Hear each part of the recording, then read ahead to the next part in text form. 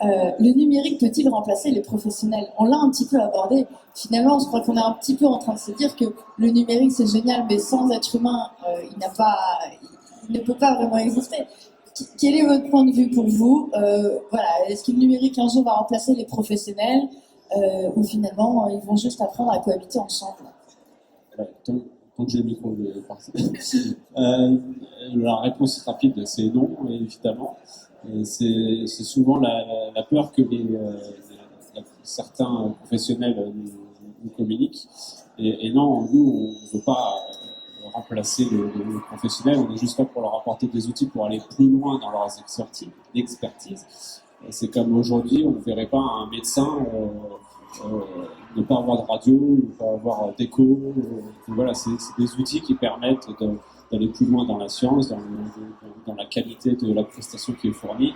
Et c'est en aucun cas quelque chose qui va venir remplacer le savoir-faire du professionnel qu'il a acquis avec de nombreuses années. Voilà. Oui, bien sûr. Non, je pense que ça ne pourra pas nous remplacer. Par contre, si ça peut un minimum nous faire évoluer, c'est toujours intéressant.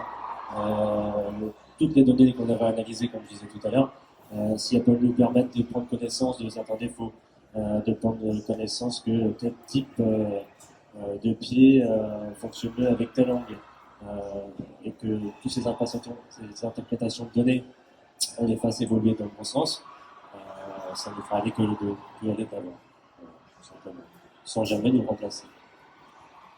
Oui, j'ai exactement le même avis. Je crois que je peux rassurer tout le monde et c'est une question qu'on nous pose assez fréquemment. Est-ce que dans 10 ans, dans 30 ans, dans 50 ans, il y aura encore des vétérinaires? Est-ce qu'ils seront remplacés par des machines, par des robots? Est-ce que l'intelligence artificielle condamne cette profession? Absolument pas. Absolument pas. C'est vrai pour les vétos, c'est vrai pour les médecins.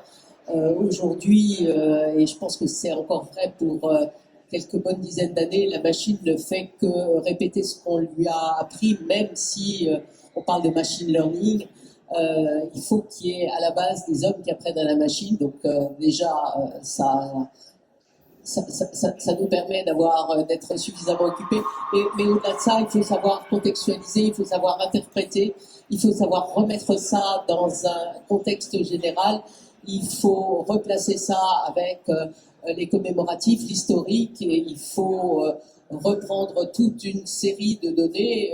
Ça fait partie des examens complémentaires qu'on fait aujourd'hui. Aujourd'hui, très régulièrement, on fait une prise de sang, on fait une radio, et tout ça complète l'examen clinique. Donc on est exactement, je dirais, dans le même cas de figure avec ces nouveaux outils qui vont nous apporter encore plus de données, encore plus